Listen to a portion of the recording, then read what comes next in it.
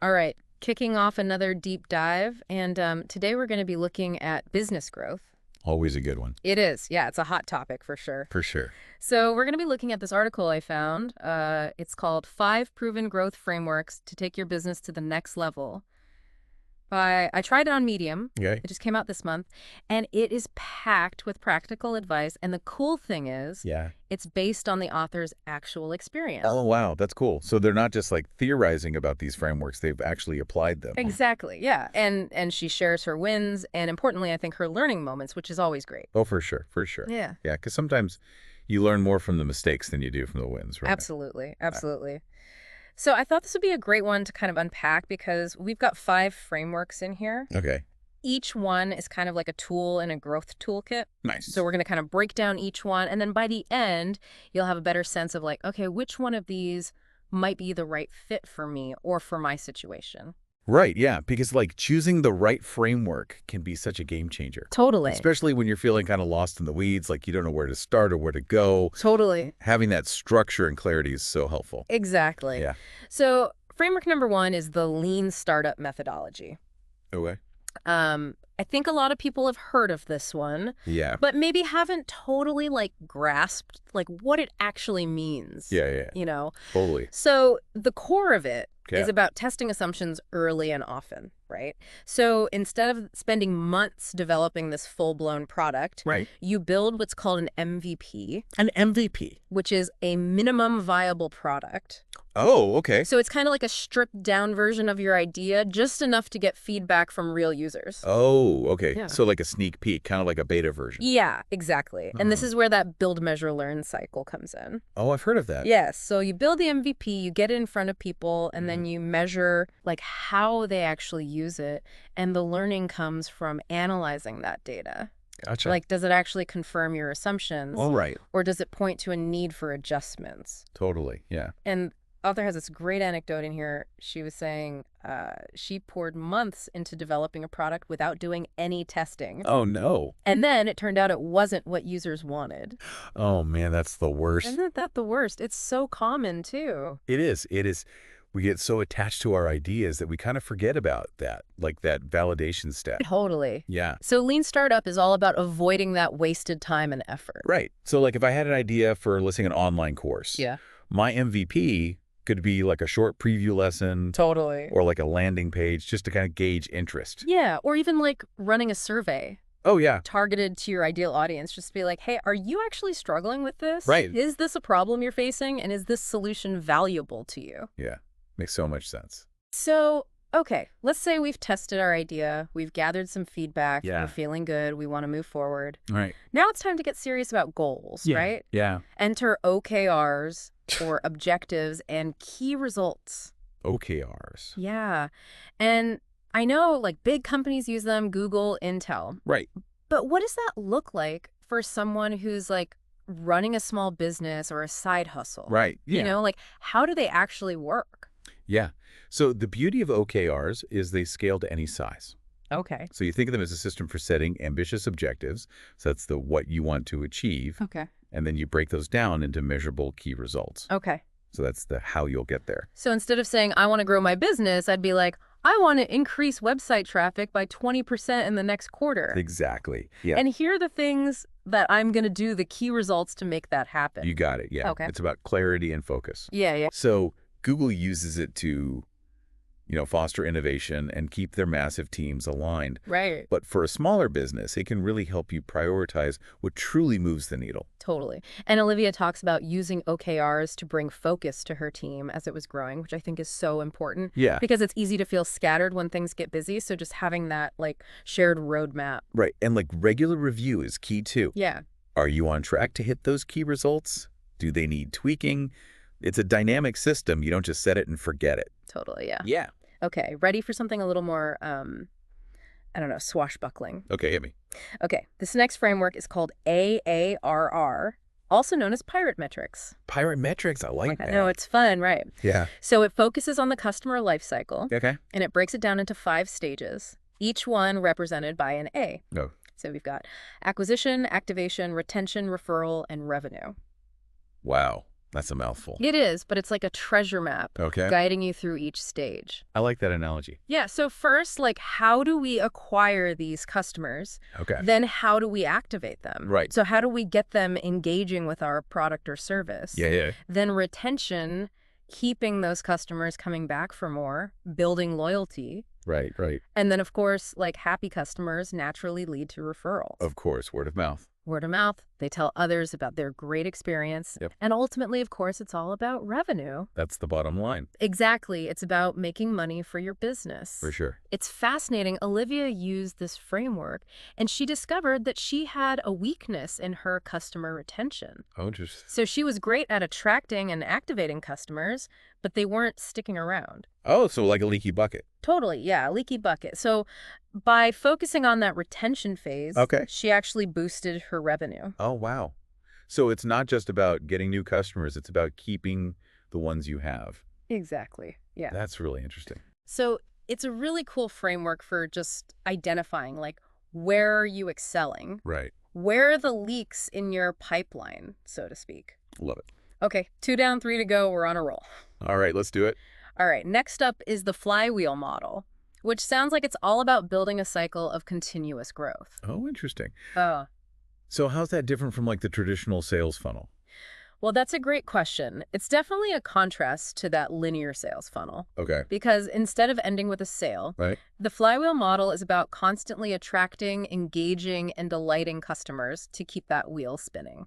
So it's not just about closing the deal. No. It's about making sure that customers have such a great experience Yeah. that they want to come back for more and tell their friends about it. Exactly, yeah. Delighting the customer is at the heart of this one. I like that. Yeah, so when you exceed their expectations, they become your biggest advocates. Word of mouth marketing at its finest. Exactly, and Olivia found that shifting to this flywheel mindset dramatically improved her brand perception. Oh, wow. By focusing on customer success, she saw more organic growth and referrals. That's amazing. I love that idea of, like, building momentum through happy customers. It's so powerful. It is. It's about investing in those long-term relationships, which ultimately leads to, more sustainable growth. Totally. All right, one more framework to explore, and this one sounds like a real game changer. Okay, let's hear it. The Blue Ocean Strategy. Blue Ocean Strategy. So this one seems to be geared towards people who want to stand out in a crowded market, those who are ready to shake things up a bit.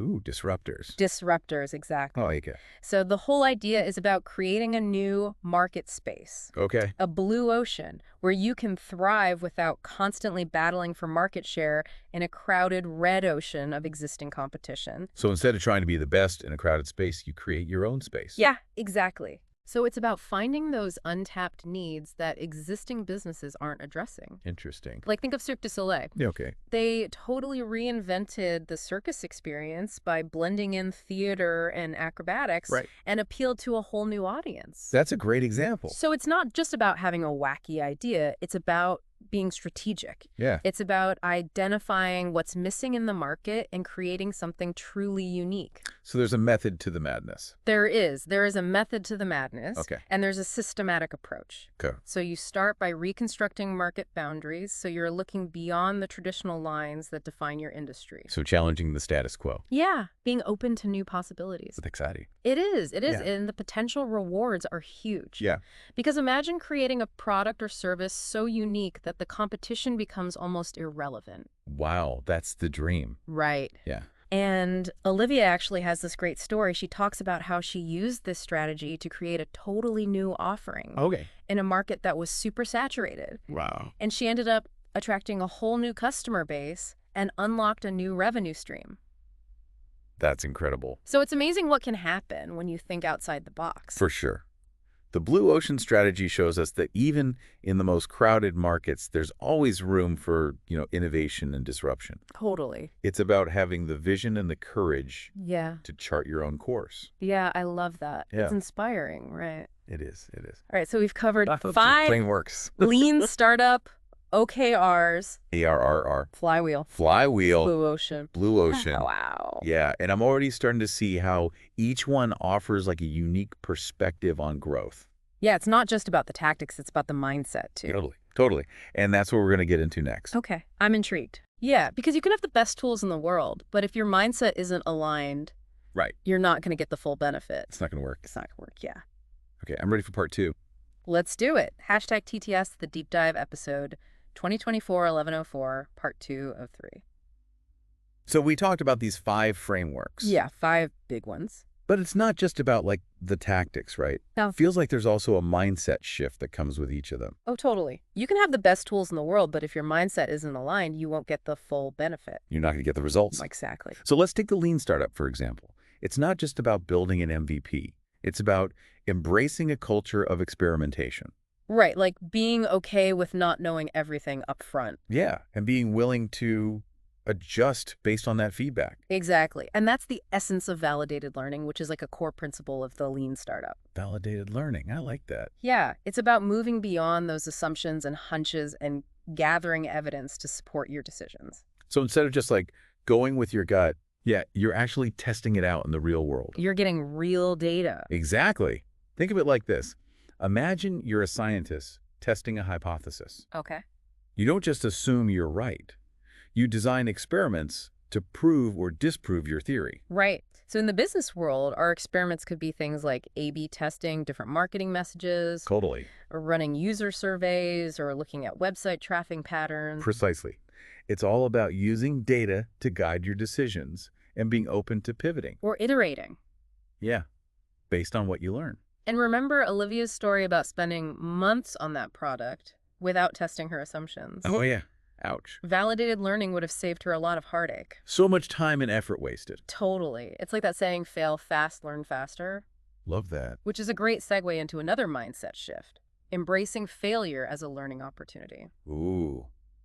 That's a tough one for some people. It is, but it seems so crucial in a growth-oriented environment. It's essential. Yeah. In a traditional setting, failure is often seen as negative, something to be avoided at all costs. Right, like you get a bad grade, you're in trouble. Exactly. But in the context of growth, it's an invaluable source of data. It's a beta points. Yeah, think of Thomas Edison. He Yes. famously said, "I have not failed. I've just found 10,000 ways that won't work." Oh, that's so good. Right. It's reframing failure as a stepping stone to success Exactly. Each setback is an opportunity to course correct. and get closer to that desired outcome. They got it. I like that. Okay, let's switch gears to OKRs. Oh, yeah. The mindset shift here seems to be all about alignment and focus. Especially as your team grows. Yeah, it's so easy to get scattered when you're trying to grow a business, so having that clear direction must be so helpful. You hit the nail on the head. Oh. OKRs are all about moving away from those vague, nebulous goals and embracing a system of clear, measurable objectives. So everyone knows what they're working towards. Exactly. It's like having that shared roadmap. Olivia mentioned that OKRs helped her team stay aligned as her business grew. Yeah. As things get more complex, it's easy to lose sight of the big picture. So having those shared goals must have been a game changer. For sure. When you're all rowing in the same direction, it creates that unity. That shared purpose. Yeah. And it helps prioritize efforts. Because when you have limited resources, you got to focus on what matters. The activities that'll have the biggest impact. So it's not just about setting goals, it's about creating a culture of transparency and accountability. Where everyone is working together towards that common vision. Okay, love it.